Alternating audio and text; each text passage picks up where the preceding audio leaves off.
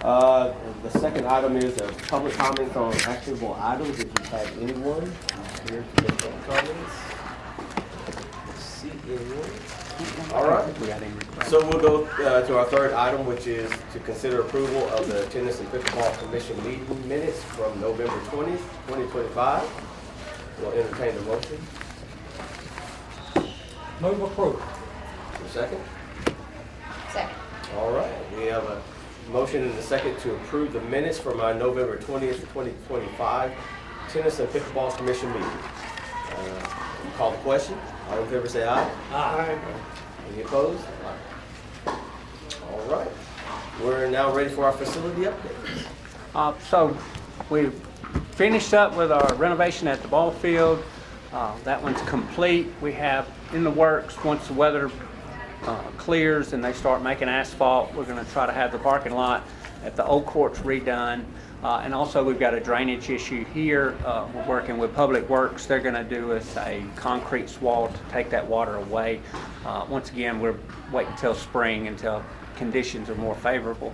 We're also in the process of purchasing 4 more shade structures. I know we sent around for, and the consensus was to put them on the 16 court complex. So we hope to get those installed here in the next couple of months. Particularly for the summer months to help with summer camp and a lot of the events and things. We'll continue to improve. We're looking at our budget. Some things that we have our finger on are windscreens and trying to replicate what we've done on these because as you notice there's no flapping. We feel like that's the method that's going to give us that long-term windscreen effect. So just continuing to improve. All right. Any comments or questions?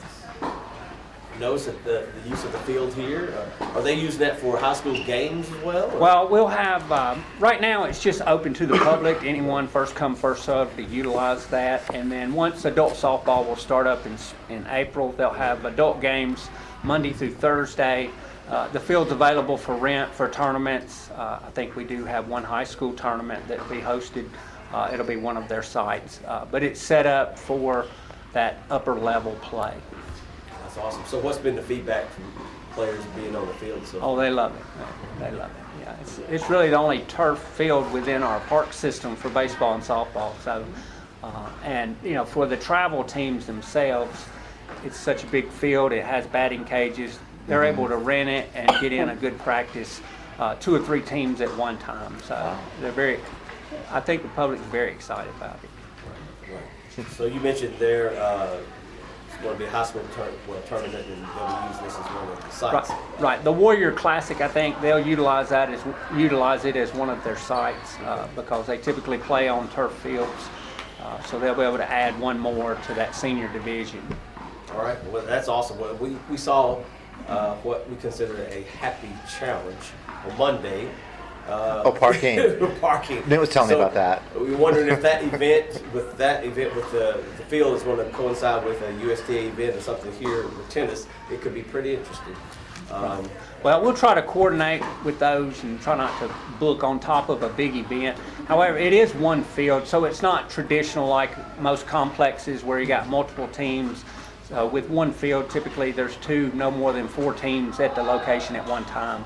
And with high school, they don't quite bring the fan base that the younger kids do. So. And the other thing on Monday, Kids Castle was slammed. And I'm sure Kids they Castle, took yeah. up a lot of that. Right. Yeah. Because it was a holiday, so they weren't in school and stuff like that. Great. That's great. All right. Any other questions? If not, we'll go to the attendance and program report. Hey, so we now track attendance every hour of every day, how many visitors, how many people come here, how many players. So for the month of February, for indoor tennis, we had 4,119 people participating. Spectators were 1,109. Total visits were 5,128. So in all areas, total visits for the month was 7,261 people for the month of February alone. Our clinics are doing very well. They're staying full. The total number for our junior players for the month of February was down a little bit from January because we lost our high school players. They're all in season right now. So our total number was 640, which is a good number. Again, they're all staying full. And of course, Bump remains our highest program with averaging on Saturdays 60 to 70, and because it's gotten cold, everybody's coming in, and then like 80 people on Sunday. So it's very full on the weekend here. So do you do bump in the spring and summer when it's so warm? You take it outside? Does it still stay? We played with that. It's usually inside, but the demand is so great. So many ideas are kind of like out there. Like, should we just do it like just an adult bump? Try some different nights as well, because that whole concept is what, it's a drop-in activity. It's really easy to access. So, and then plus the high school kids, because they're interested in practicing. I'm just telling all of you, the demand is just giant, and that's what we're all trying to do, is meet that demand. So Dana, also, thank you for that awesome report. We extended our hours, so Dana added some mixers in the evenings, and Thomas told me one day that he stopped by and this place was just jam-packed, and that's what we want, and that just tells us how much demand is out there that we want to make sure that we meet. And I think the programs is really the key to that. What's been the adoption rate of 9 to 10? It's almost always full. I can get a court. So how it works is people don't want to play that late, but they realize that's the only time that they can play. So they say, you know what, I'm going to take that time. Yeah. That's kind of where I am sometimes too when I want to play late. It's like, you know what, it's the only time I'm going to play, so I'm going to play that time. So they end up filling, but that's like the last resort, because they don't have other options. But it does fill, always. I would like to credit the staff. This facility is open more than any facility within the park system, operating at 16 hours a day, 5 days a week, and then 12 hours a day on the weekends. So no other facility is open as much as this. Relative to the bump, I'm hearing the same questions on the mixers. Can they be moved outside during the good weather? Well, so absolutely, and I think they should be moved, especially in the summertime. And Dana and I are working really to try to add some different programs, because our hours are going to go back at the end of next month, and we only have one mixer during the day now. So, and as we agreed, I think last session that we met, we're going to really get those programs in place. And when we do block time, we're going to say these times are blacked out, which would be like our junior times, for example. And we're going to try to have some legacy built-in programs so that it balances out. But that is always my vision, is to have people play outside. But I know I'm not from a sunny environment, so people sometimes they get too much sun exposure. A lot of people want to be inside, so kind of trying to figure out what people want and what people need. Because like even today, people say, I hope MTSU plays inside because I don't want to go outside. So people love the indoor courts, but I think we should be playing outside. Yeah. And some people will agree with me on that. A lot of these people didn't grow up baling hay back in the 50s and 60s. Think of some of these kids, they've never known they have to go outside. Yeah. It's amazing. And one other question. Dana, you mentioned this was the February report. Today's only the 19th. Yeah, up until this point, I know. Yeah, when I gave you the junior program numbers, they've already signed up for the month. So that doesn't include drop-ins. So the numbers, it'll yeah. We'll So get more those kids. numbers for the participants will Yeah. also increase? Right. And that's a wonderful thing to hear, especially the fact that the utilization of this facility. The number of memberships, has it toed? Does it still continue to go up? The reason I ask, I've had some members say to me, I like the thought of having a membership, but because this facility has become so popular, will I get my return? Because if I wait to 24 hours or less to try to get the court, I ain't getting a court. Yes. I'm having to pay to get it out beyond 24 hours. So where do I get my return as a member? Yeah, and that is one of my always been one of my primary concerns. The way I address that is to build value with your membership, because right now with block time, as an example, if you have a membership and you don't have a block time, there are very few opportunities. That's why bump is so popular, because that's a way to access the court. That's why mixers are so popular. And Dana does special events on Fridays. So we're giving people chances to do that. Mixers is really my priority, but right now I have limited time to do that. and we are constantly getting people moving in all the time. So our membership is stabilized around 800, but I will say with our new school memberships, we are starting to sell those. We're promoting those. We're explaining people what the benefits are on that, and then offering programs for those youth that they can utilize there. So really, it's just constantly throwing things in there to build value, because the stories that Dana and I particularly hear is like, I dropped my membership because I could never get a court. Okay, so that is a big problem for me. So that's why I try to build value with programs. Mixers is a program, special events are programs, bumps are programs. And then balancing out, the block time. Block time is very important to us, but it has to be, judiciously, executed.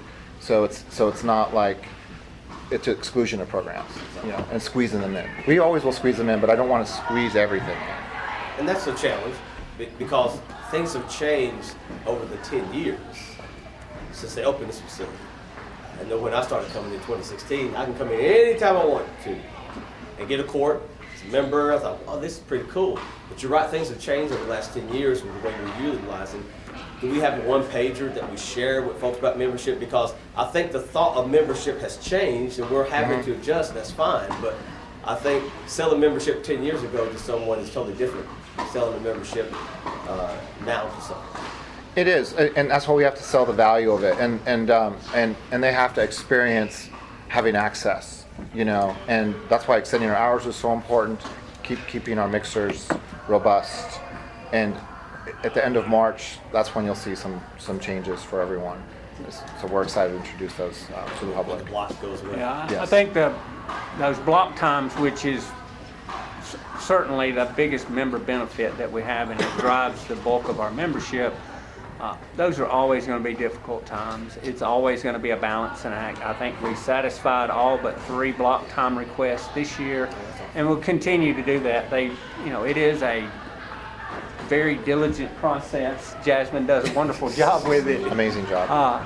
But it's something we'll always have to work with. It's a season to season thing, and providing value outside of block time is what we've challenged Eric with. And the mixers, a lot of the programs, the bump with 60, 70 people every time they have it.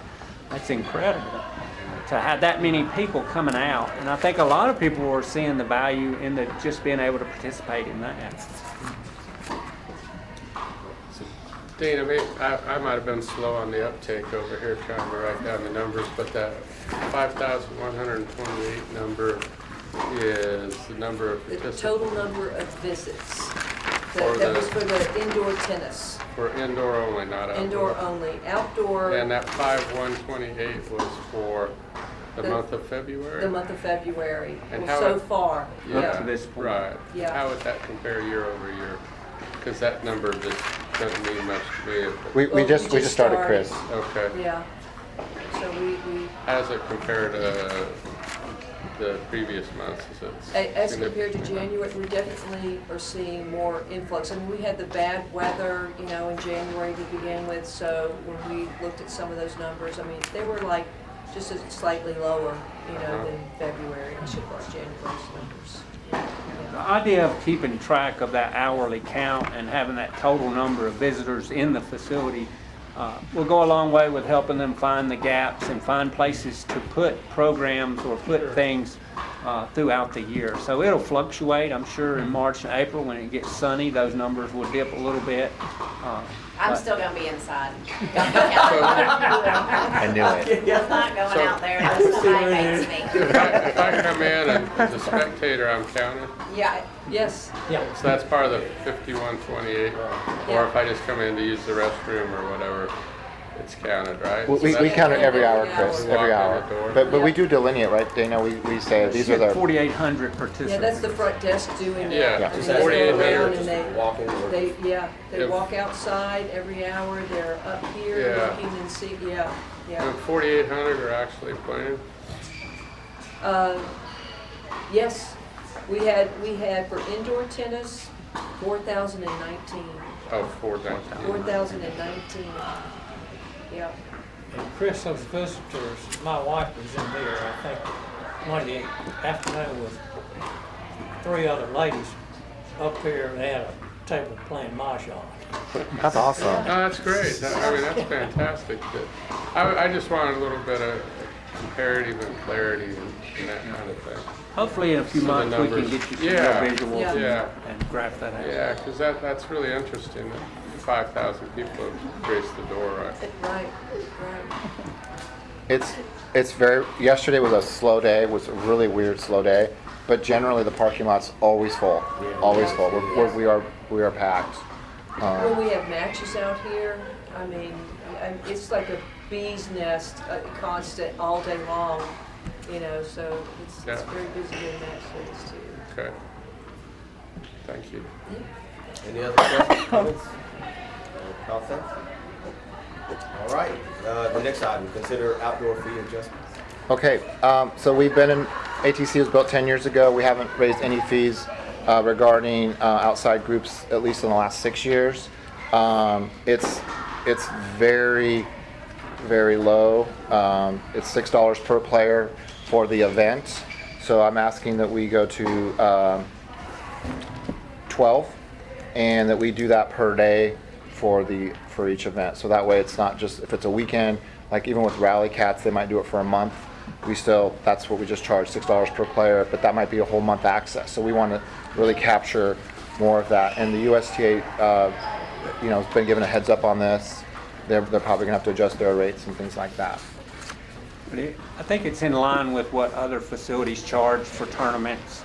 And these are groups coming outside to do, programs, USTA programs or USTA tournaments. I know Eric has taken on a lot of those tournaments in-house.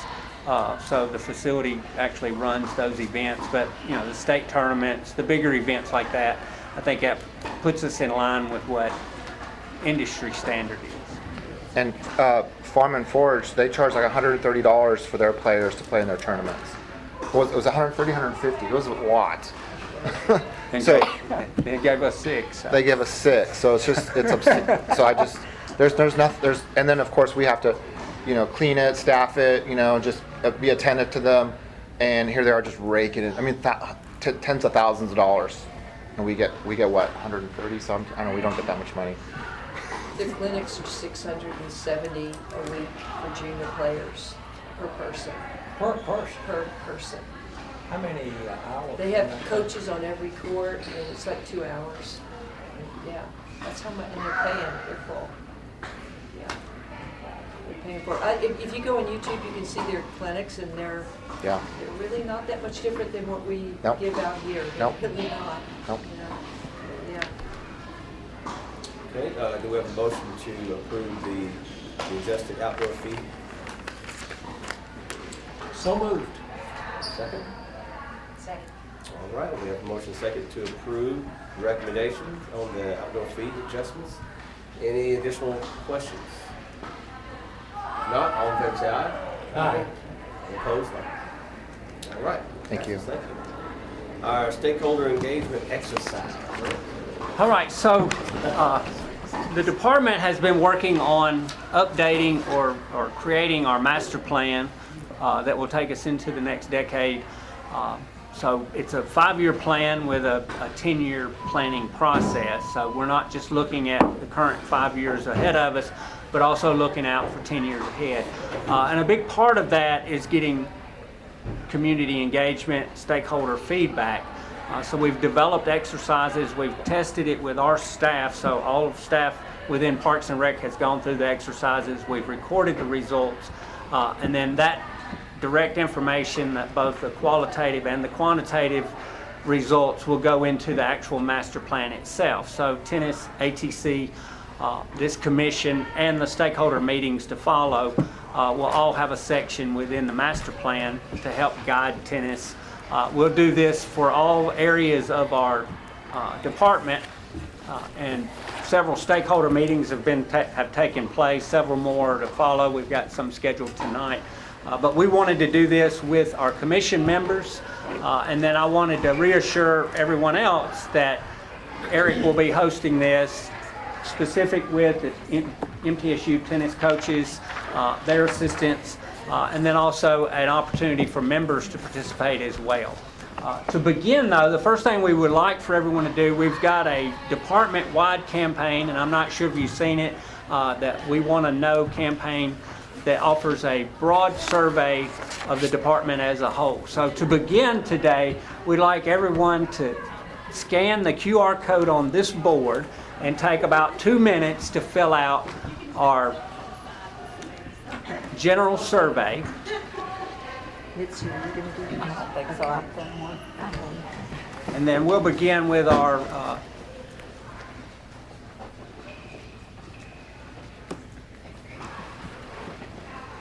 Modern times. So cool. Too fancy for me. I did it on the computer. Yeah, I did one on my phone, I think. We have a little If you run out, just. 3x5s downstairs, or you can do it, yeah. Yeah.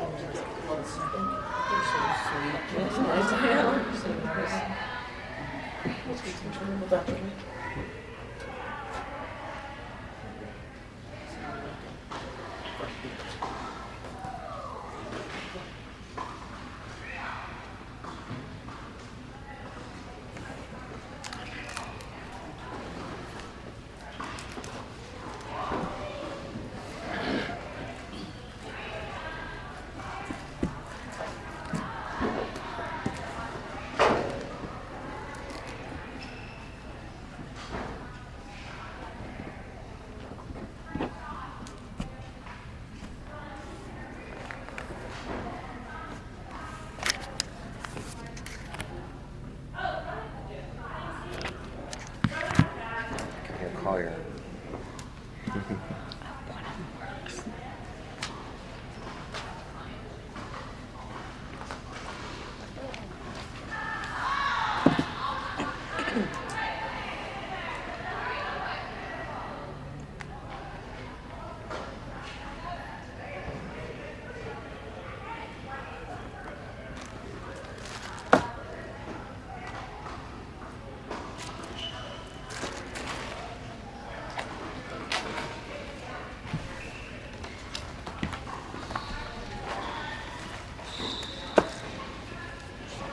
Oh, thank you. Yeah, appreciate that.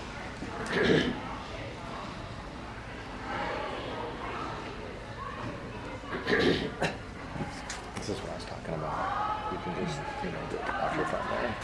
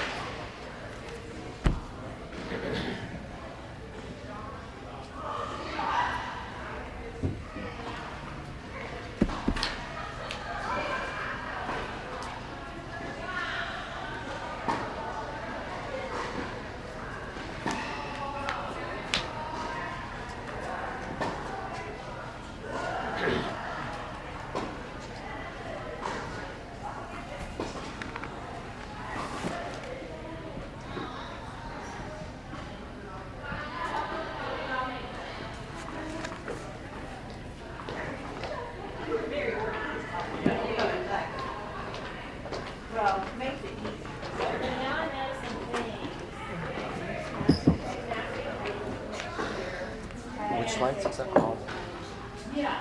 All the, Can you leave these on? I don't know. Yeah. People always request to turn these off, but we don't let them because we don't want anybody tripping. But definitely, players hate these lights. They hate them, but I don't feel comfortable turning them off. Yes. Well, we'll go over it in just a second, once everybody's done with their main survey.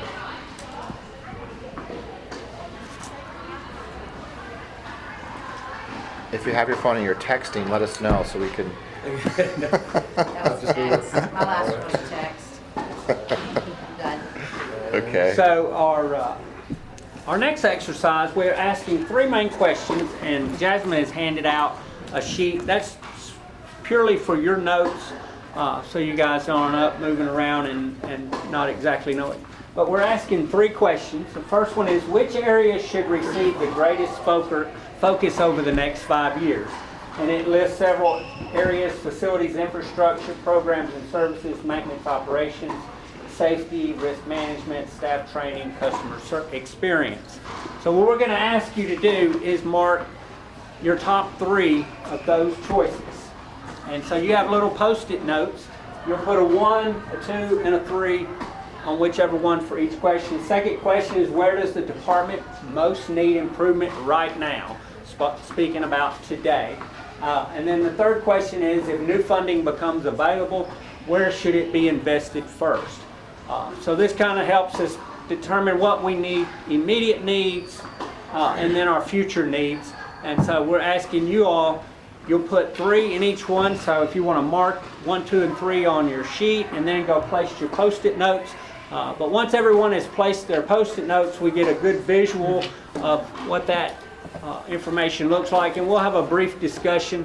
We'll take notes, and then finally we will have just a real short paper service survey that will allow you to give us some of that qualitative feedback as well, where you can put specifics to it. So if you'll take a moment, figure out which one. Yes, sir. Tom's question, for instance, look at this. If I were to put number 1, programs and services, for instance, it would seem to me that along with that, you've got to also consider safety and risk management, staffing and training. Right, and how would you And how prioritize? would you prioritize that? That's what we're asking you as our leaders. But I would like, I guess, more explanation, discussion about what goes into this. Well, once you put all your notes up there, we're going to have a discussion about that. So, yes, ma'am. This is probably an obvious question, but we are answering this based off of all parks and recreation, or are we basing this off of Adams Tennis Complex? Base it off of tennis? your interest or your That's why I'm basing that on mine. right. Yeah, It's specific to what you're on the tennis Right, committee. I mean, So, okay, right. perfect. Yeah. These are specific stakeholder meetings. So we'll have another one just like this with the ball league. Because we know what they're going to say. They want more ball fields. Tennis wants more tennis courts. So this is, let me clarify, because I was doing it for the entire system, and the one I did on this was for the entire system. Right. The first one is entire system. This is But tennis. this is just, This is for ATC. okay. Oh, very good.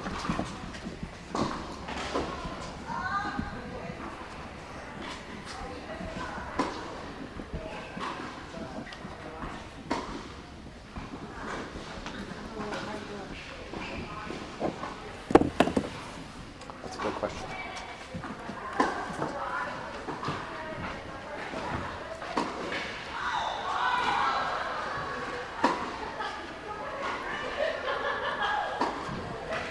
I wish we had hot tubs, but I thought you were going to say hot chocolate. hot chocolate too. Well, yeah, that too. A hot chocolate hot tub. chocolate.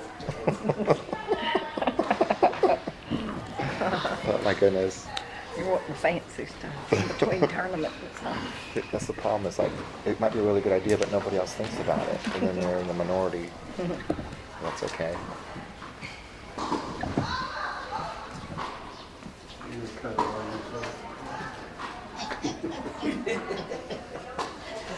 Yeah, so you're just wasting your time.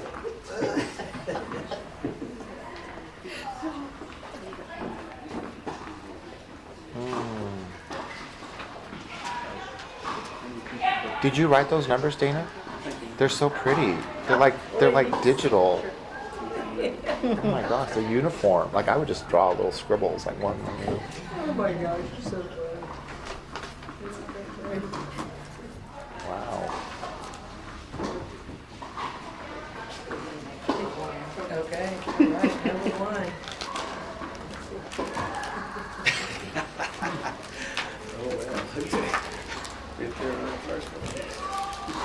Yeah, that's really interesting. I guess we want more court spell. Yes. So you're gonna, I can read that one, more chords. you know, it could be pickleball in tennis, so. So we do put customer service, I thought that was really interesting. And we put risk management, safety and risks, so that's interesting too. For the future. Understand the business, Yeah, how to navigate, how to best people understand how to use those tools. So right. you deal with the fact that you've got the enthusiastic sometimes just Yeah, that's true, yeah. helping them understand. Yeah. That's at the end of the day, that's what it's all about.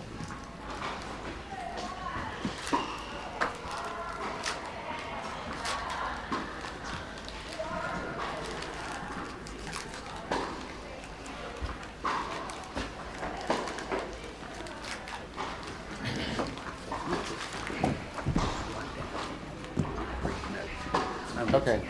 Okay, I'll do my best. Sure. I have some leftovers, so I just pop them on the board. Yes. You can weight it heavily in your Yeah, I favor. waited. Nobody will notice. Come alongside the same thing. You can't just do one out the garden.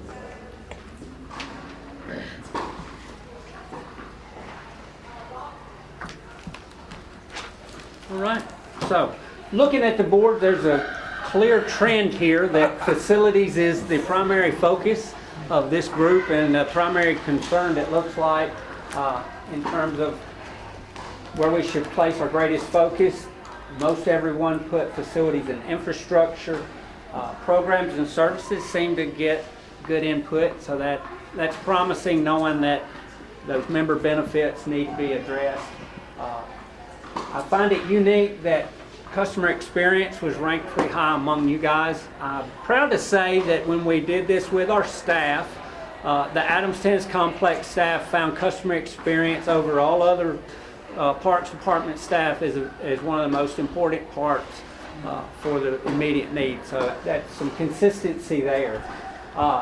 In terms of facility condition and access, right now, maybe you guys, because a lot of you said that, so what do we need to do right now in terms of improving facility condition? Oh, you asking us what? Yeah, I'm asking, yeah. Okay. Making sure that we fix the cracks in courts, which, you know, we just finished these courts back here. We're already seeing the seams in the court. Across the street here, you know, it's amazing that we just had those done, but then we had net post fall and Right. and I understand that there is a lead time, but you would think that we would keep something in stock for an emergency. And so we had brand new courts over last summer in the midst of the prime time play season, and it was a couple weeks or whatever to get it repaired. Right. Just perception, things such as that, you know, when I think of condition and access. Of course, the access piece of trying to help folks understand access is constrained certain times of year, depending on high school, middle school, and everything else. Anyone else share? And to add to that, maintenance is an ongoing thing. I mean, all of us know, and keeping up with, you know, just cleanliness and neatness, and I'll have to give the accolades to indoor facility and so forth. I'm not sure we do quite as good a job outside, you know, with that, Okay. but we do a great job inside. But that's, I mean, you know, from week to week, you can't you can't give up maintenance.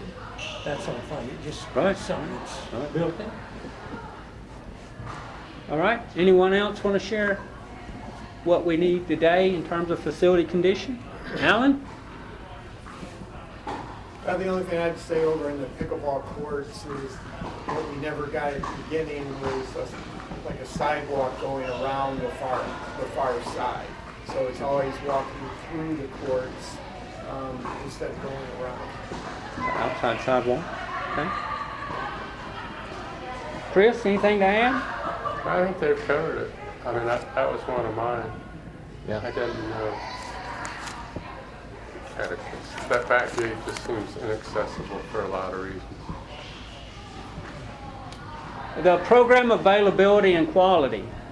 Anyone want to share there? That more programs, higher quality instructors, what does that look like? I think it's just continue to do what you're doing. It has really improved over the last couple of years. You continue to be innovative and thinking about, I feel bad for the fact that you are under such constraints in some ways. And so you continue to try to figure out ways, how can we just take the little pieces and get little wins to create enthusiasm in the membership. And I appreciate that, because I know it's difficult, because I've seen how this has grown over the last 10 years, and I know the challenges that you're facing there, but I am seeing more enthusiasm, folks. Okay, I had a couple on policies, rules, and procedures. What would that look like?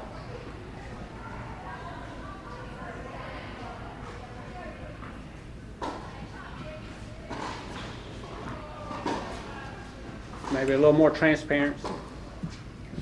I didn't list policy, rules, and procedures, but I did list communication and information, and to me, those two tie hand in hand. I'm just a big believer in telling people what's happening, and effective communication on the front end that prevents so many issues on the back end. So, like we said, a lot of these things are forever ongoing. But I think that is always something that is pertinent to address and make sure that it's at the forefront of. I will share one of the things of the master plan is we're not just looking at as where does the money go. We're trying to develop a operations manual for the department as a whole. So in part of that, each facility is developing and finalizing and updating their operations manuals. In addition, we're looking to put all of our policies, procedures in some kind of accessible form, whether it be on the website or it be through the city archives, but a way that the public is able to access all of those policies and procedures. So we're in the process of updating those and making sure that there's clear rules and things there, that it's not just being told to someone, there's a way to go verify it. So, And to that point, maybe, and I can't, it seems like back in my memory, there is a need to review some of the forms that we have members sign that may indicate something that's not available today or not done today or not part of what we do, and keep that updated so that people sign something that's, that's in action today. Is that like with block time? What are you thinking, Newt, there? That's sort of what I'm thinking. Yeah. just a review of all forms. Just to review the forms before they're sent out. I don't know that block time form's been changed since, Right. since the beginning. Perfect. All right, so where should we be investing first if we have new money added?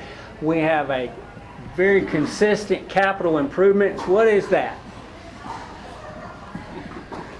Well, you Say it out loud, You Newt. can't have you can't have the chicken without the egg. I mean, you can't point out and say, "Well, I'm going to do facilities," without regard to the other 5 things on there. Right. A plan is, involves a lot of stuff. Right. A lot of support stuff.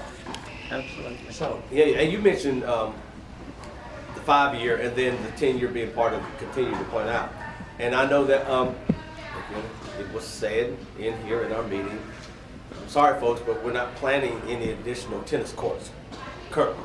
I guess our hope is that in this exercise, as you think the 10 years out, that we find a way to add more courts. When you think about the size of Murfreesboro, the 150,000 folks or whatever we have, right? And how they're struggling with how to balance the demand in this facility, and to think that maybe, I don't know, but I don't know where there are any other tennis courts in the city Right.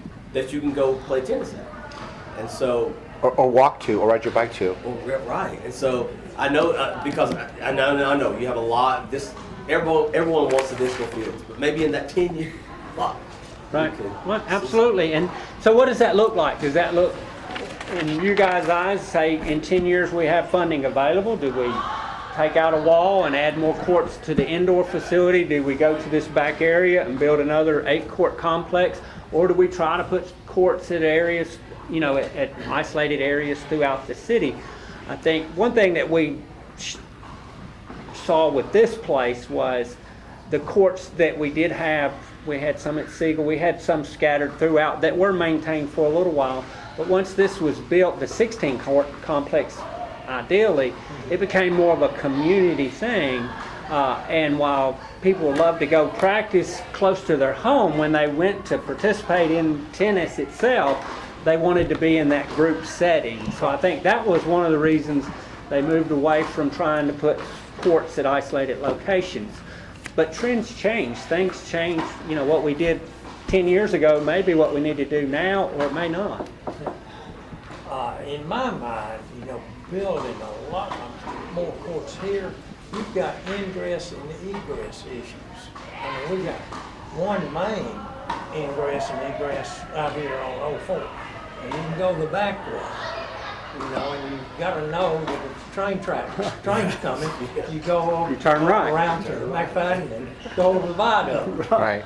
But, to put a lot more traffic in here, I think that's got to be thought through. Right. Well, and to that point, one of my questions was, what are the future plans for the whole park? And the skateboarding has been a huge hit, and how does all of it glove together? And to Newt's point about the back entrance, that's my primary route. And I just think that we could do a little bit better in terms of the entrance and making that a more, I don't know if my wife feels as comfortable coming that way at night than I might. And so I do think that area needs to be lit more and a better entrance. Also, I think that, I don't know where pickleball fits into this, but I think there's a huge need for more pickleball courts. Sure. When you look outside and when you drive by there, those seem to have a higher percentage use than the outdoor tennis do. They do. So I would vote for more pickleball, whether it's here or other places. And it might be interesting to, look at where people live and where's the critical mass. Where are people coming from? Are they coming from west? Are they coming from north or south? And if you've got critical mass, it would make sense to have 6 to 8 courts somewhere along with some pickleball. Yeah, and I think that the biggest advantage of Old Ford is that it is centralized.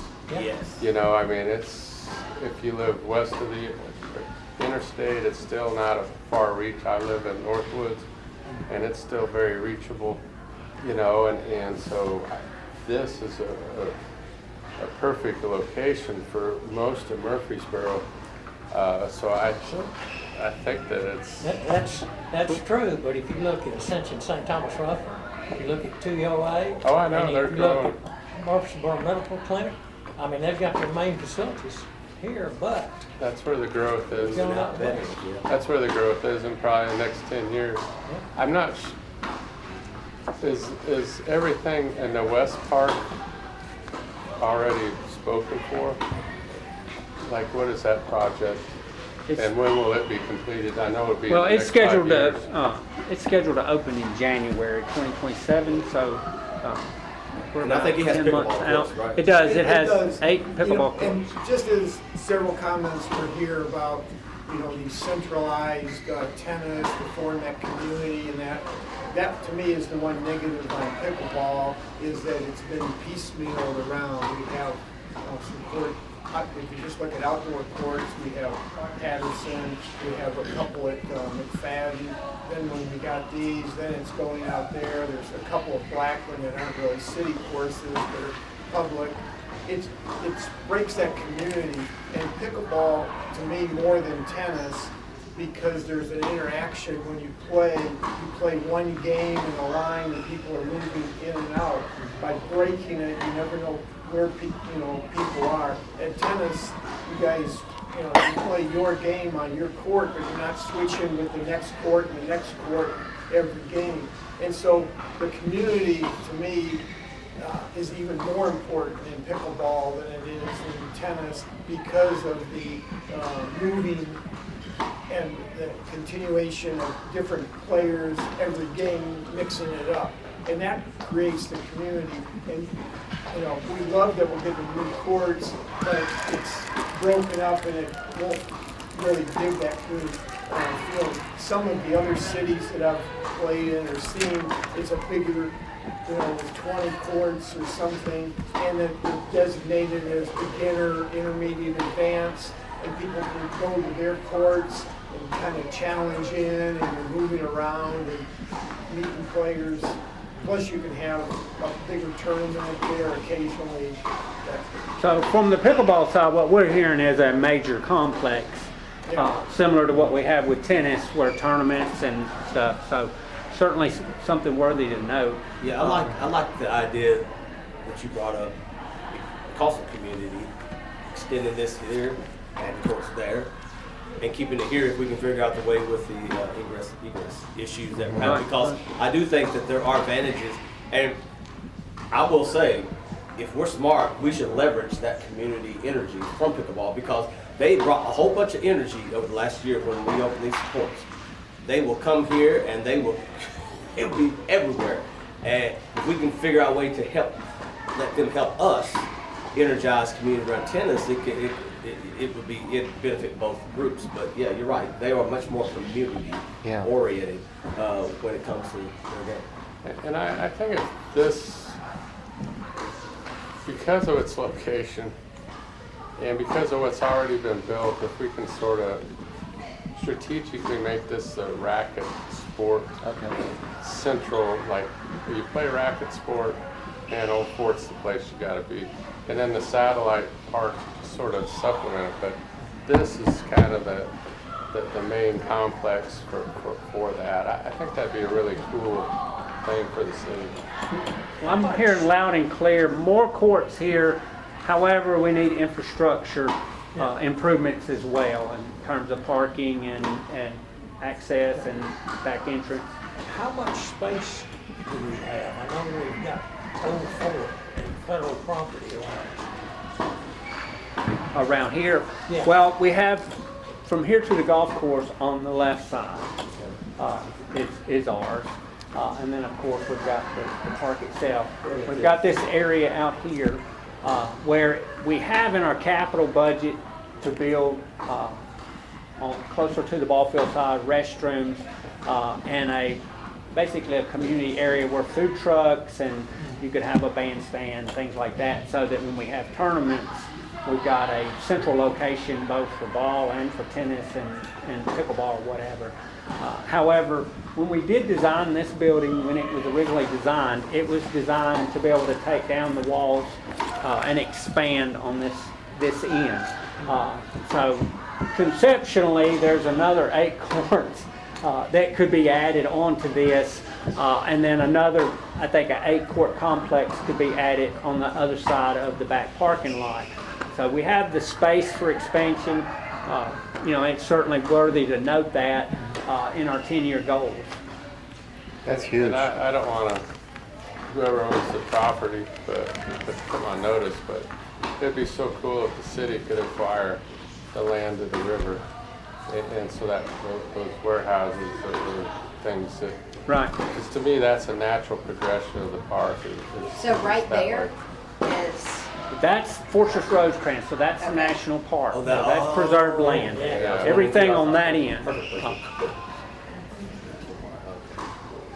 Now, there's a big vacant lot, on the other side of the skate Right. park. Is that a possibility for you? Well, at some point, I think the skate park will have to have an expansion. I think that'll remain part of the skate park in that area there, because, I mean, it's busy all the time now, so. So if we wanted to advocate, so we're talking 5 to 10, if we wanted to help you figure out a way to move us up, I think 5 to 10 versus 5 to 15, how do we do that? Do we, how do we help us get back this? Well, one is that we make certain note, and we have this documented in our master plan, and we move those goals forward. And by putting those in our master plan, the city council will approve. They're going to approve the master plan moving forward. So I think having that named in our master plan, most every facility we have was named at a master plan at some point before it was built. So acknowledging it and putting it in writing and putting it before the city council where they can look at that and acknowledge that this organization, this group, is advocating for more tennis courts. All right, I did notice that we had a couple on safety and security, but very few. And that, tell me if I'm wrong, that tells us that majority of you feel safe in the park when you're utilizing the park. We certainly don't want to devalue safety and security, but it's encouraging to know that the majority of you feel safe within the park. Is that a good assumption? Does anyone feel unsafe when they're No, here? it's just one of those things as you expand, that's obviously something you've got to be concerned with. Right. And I will tell you, the Murfreesboro Police Department and IT working together, and they are working to put more cameras throughout the park system. New cameras are going up all the time. They're kind of working on their schedule, and I guess they're, identifying the high crime areas or the problem areas and capturing that first. But we do anticipate additional cameras throughout the system. And high quality ones. So speaking of cameras and also with facility technology, I really didn't think about it till now. But one of the things by splitting pickleball up around the city in different pods, because a lot of people, when I go, I'll just go by myself and match up with who's ever there. I don't need to create a force into that. But it'd be nice to be able to see who's where. And if there was cameras on the pickleball courts just there that you could check how busy is that one, how busy is the new one at Veterans. That it would be where you could just into a city website or how many people are playing patterns. Right. And to be able to see that would be, I think, a plus. Yeah, there's new technology and software to look into that, so certainly make a note of that one. Is there anything else technology-wise? I know we had a few on technology. Anything that stands out to us? Do you think that eventually the economies of scale with this new ball calling technology will ever be? Oh, it's so expensive. But yeah, I love that stuff. It can call the lines for you. Yeah, call the lines it can for give you. It's like a computer. It just tells you everything. I have a friend who bought one from overseas. Yeah. And we'll hit with it. They have really fancy ones, and they have like more consumer-oriented ones. And I don't want to get a consumer-oriented one. That's So what his is. Consumer. And I think we've explored like really in-depth the play site technology when Right, it first came out exactly. and stuff. And at the time, and this trends may change, the consensus was the bulk of the membership wouldn't find value in that. While there were a handful of members and stuff that would advocate for it, when you're looking at the total 800 plus membership, they didn't find the value as much as court accessibility and programs and things like that. Now, if that shifted, hopefully we can capture that in this engagement period. our public engagement here with this master plan. Is there anything anyone would like to add? So finally, Jasmine's got, it's just a real quick survey, and what we want to know is what is most important to you. And then there's space at the bottom to add anything you want to leave us, anything that, you know, that you want to make certain that we're aware of. We want to be sure that you have a chance to do that. If you need a pen, Dana's got some pens in the green case area. And this is just as it relates to ATC only, or the whole? This is to ATC tennis specific. Okay. Excellent. And then we'll collect those when you're done, because that'll be our qualitative.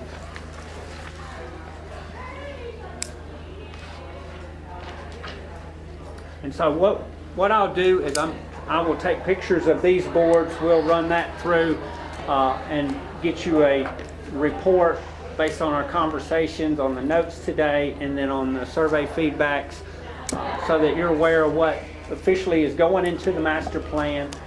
And then we'll be getting back with you and sharing that master plan before we send it out for council review.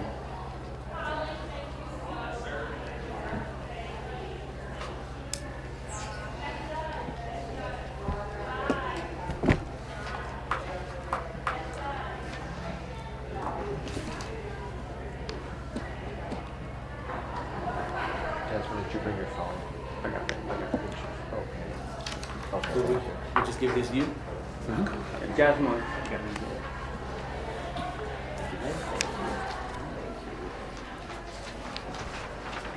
I did your job for As like we, the last 15 minutes. Good. That was intense. Because I couldn't keep up with which board he Oh, was on. that was Well, intense. yeah. Or which I items that couldn't we hear need his to cover, question. What's that? Do we have any other items that we need to cover? That's it. Thank you so much for your time. Not urgently, but yes. Always stuff is what I'm trying to say. I feel like I always want to like push hard, you Okay. know, but in small steps. Well, you know, if it's something that's urgent, perhaps, you know, we'll meet next month.